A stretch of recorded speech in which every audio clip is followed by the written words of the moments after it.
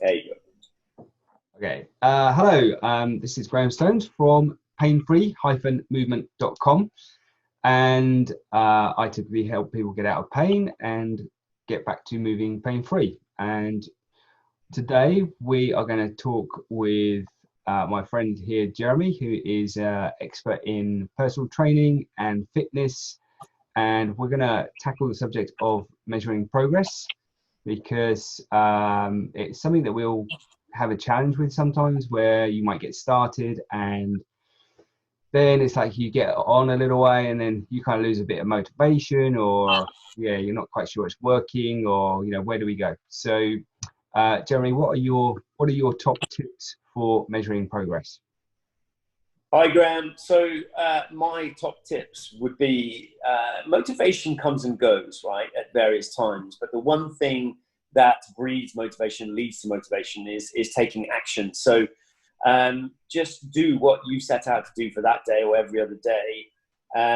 Just look ahead of you. Don't look back thinking, oh, I'm not as fit as I was. I wish I could be as fit as what I was this time last year, whatever that might be. Let's just accept where we are and let's just move forward. Okay, let's just keep making progress a little bit each day. Keep showing up, keep doing the exercise. Your body will adapt over time.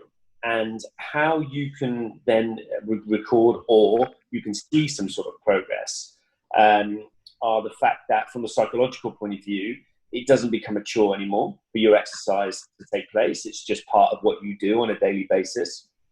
And you look forward to it in some, there might be a point you get to, hopefully, where you actually look forward to it because of the feeling that it gives you afterwards. You just feel amazing.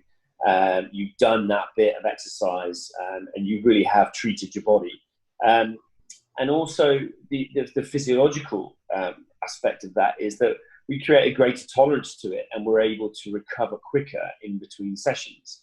Now you can kind of record that by either a time for a run or a walk or something like that, or you can simply do it by your perceived exertion. So if I'm walking my daily route of 45 minutes, and I'm going, say, 3 miles, then I can then say to myself at each stage after each mile, how hard am I finding that walk out of 10? 10 being absolutely exhausted, I've just sprinted for the bus, and 1 being like you and I are now, just pretty sedentary.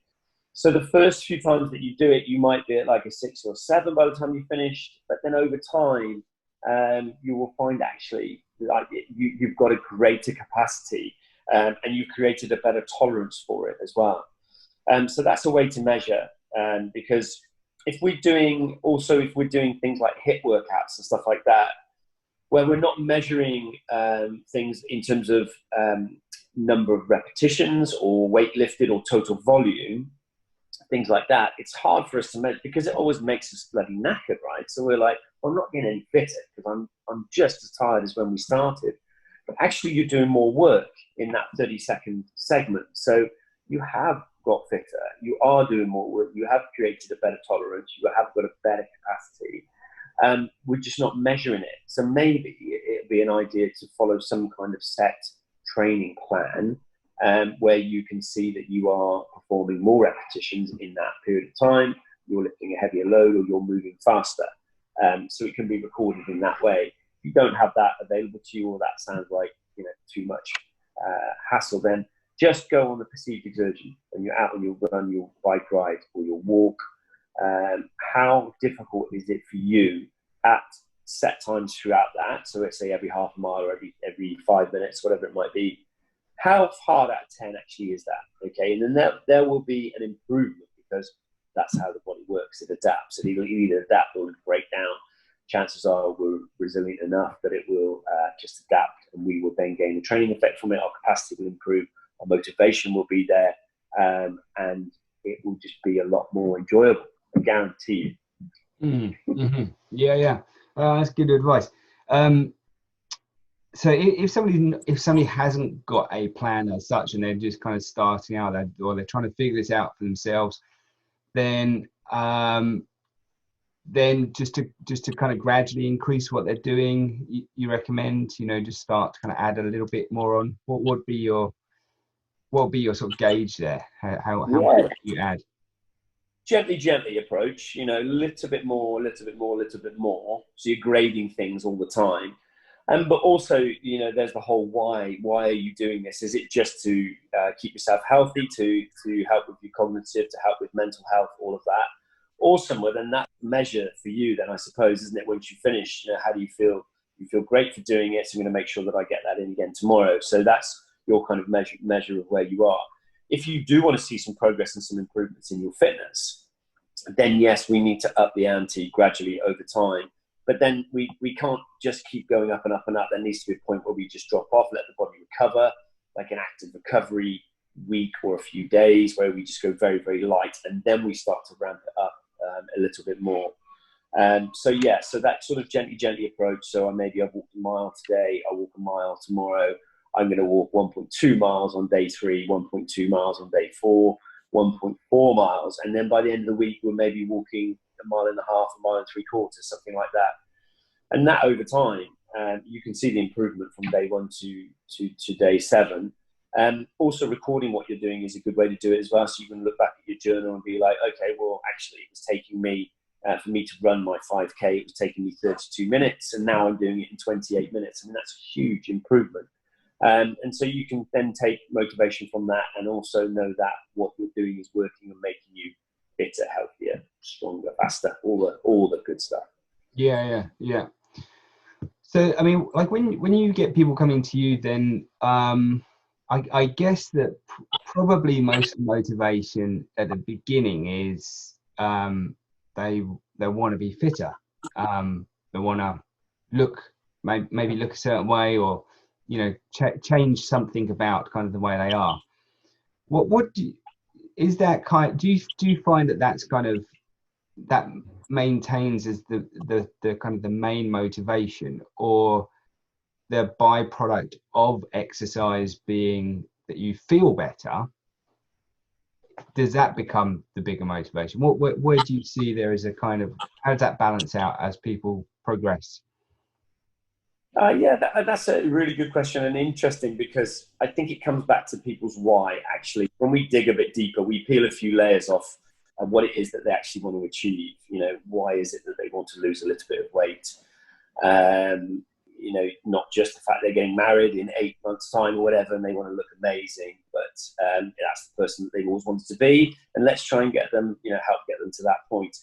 I would always try and help them set goals right from day one, and let's try and make them a little more specific. So if it is that I want to lose a little bit of weight, okay, well, let's try and define that over the first 6 weeks, as an example. How much weight do we want to lose? We create ourselves a bit of a deadline by trying to get it in that time as well. And then that keeps the focus. So it's a little bit more specific than I just want to lose some weight. So we're going to lose, say, 8 pounds in 4 weeks, 2 pounds a week, more than achievable to start with. And this is how we're going to go about doing it. And that then helps to focus their mind. It focuses my mind on the task in hand as well. Because we're actually heading towards a destination at that point. We have obviously the bigger end goal in the 8 months when they are getting married, but we'll break it down into those sort of micro goals along the way, and just try and hit those marks. But always as well, just kind of revisiting them, because they might, the overall goal, the end goal might change. Will always remain the same, but we might change direction slightly along the way. But we're always trying to revisit those goals and help with that for motivation point of view. So if we can be as specific as we can when we set out, even if it's just, I want to get my 5K, if it's achievable and it's a reasonable goal, I want to get my 5K down to 21 minutes, then right, what steps are we going to take to get there? And let's try and get on along that track and keep ourselves accountable along the way. That's where a coach comes in. That's where a coach will help you do that. They're not going to beat you with a stick and tell you that you have to do it, but we'll help you work that out along with you yourself, so that you then own those goals as well. It's not just something that I've told you that's achievable.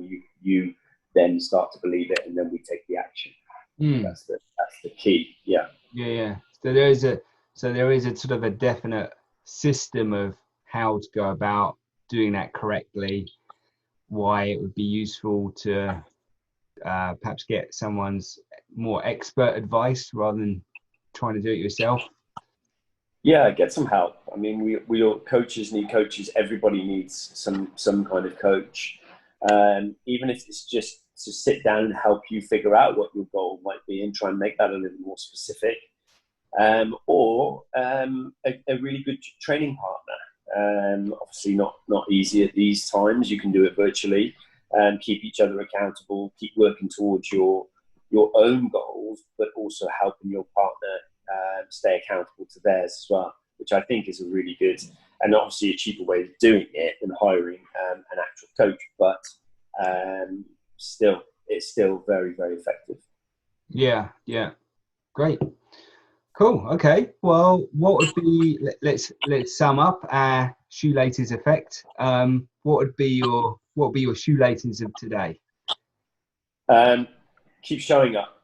So just keep showing up, keep doing, just commit to the goal in hand, and just keep showing up day after day after day, and you will see the improvements. Great. Brilliant. Thank you, Jeremy.